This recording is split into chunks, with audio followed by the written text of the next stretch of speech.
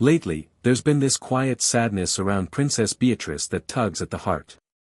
Sources say she's been known to drown her sorrows during a low-key night at the pub or with friends, sometimes ending up in floods of tears after one too many. Behind those palace walls, some stories just refuse to fade away. Just when it seemed like everyone had the royal romance all figured out, older questions started bubbling up again, along with fresh speculation that put the couple right back in the spotlight. According to those who follow these things closely, the story behind Beatrice and Edoardo's marriage might be far more complicated than it first appeared. And by the time we unpack all this, you'll see why so many royal watchers suspect there's a lot more going on beneath the surface. Marrying into the royal family sounds glamorous, right? Prestige, attention, the whole fairy tale vibe. But it also brings enormous pressure that never really lets up. Edoardo Mapelli Mazzi built his luxury property company around trust, privacy, and an exclusive circle of wealthy clients hunting for high-end homes. His world runs on discretion. Yet in that kind of business, public perception can shift everything, just as much as the actual deals do. But here's where things start to get tricky. As media attention on the York family ramped up, some reports hinted that the spotlight created fresh headaches for those tied to them.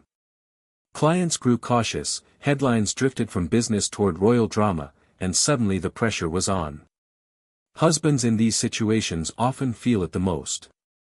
They're the ones running companies, holding families together, and trying to keep everything steady while the world watches. Observers noticed how sustained attention like this can strain any brand linked to public figures.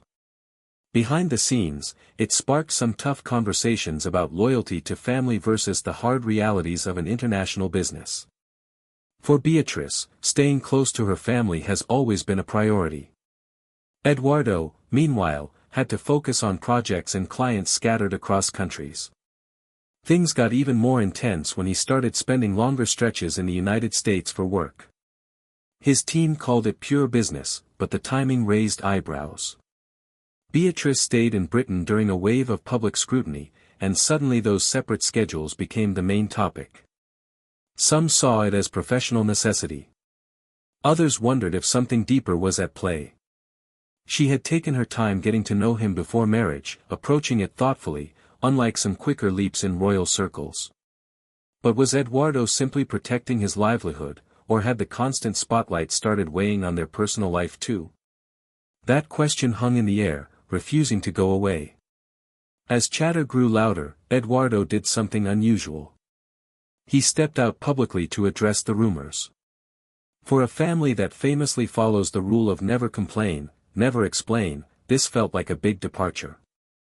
He made it clear that regular international travel was just part of managing a global property business with clients everywhere.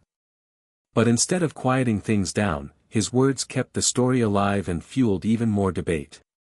Some praised the clarity, others questioned why speak up at all. What happened next kept everyone talking. Media coverage circled back to the early days of their relationship, stirring up old online discussions and fresh opinions across social media. People revisited earlier stories, even though much of it stayed firmly in the realm of speculation rather than hard facts. Particular focus landed on Edoardo's time in the States, where reports mentioned him working alongside colleagues, including a female business associate. No evidence suggested anything improper, yet the timing added fuel to the fire. Images of the couple living on different continents while Beatrice faced heightened attention at home sparked fresh questions. How do you balance demanding careers, family life, and all that public noise? For many, the real issue wasn't the travel itself, but how it looked from the outside. And as scrutiny on Edoardo intensified, eyes naturally turned toward Beatrice and the challenges she was navigating back home. Long before Beatrice, Edoardo had been in a relationship with architect Dara Huang. They share a son, Wolfie, and after that chapter closed, he and Beatrice built a modern blended family that has always drawn curious glances. Beatrice has spoken warmly about her role in Wolfie's life, and Dara has highlighted positive co-parenting. Still, whenever new speculation flares up, commentators loop back to those early timelines. Past events get fresh scrutiny during busy media cycles, even without new proof. Opinions fly, but the truth of their private world stays private. For Beatrice, the juggling act feels constant. Maintaining any sense of normal family life under endless analysis is tough when every trip and appearance gets dissected.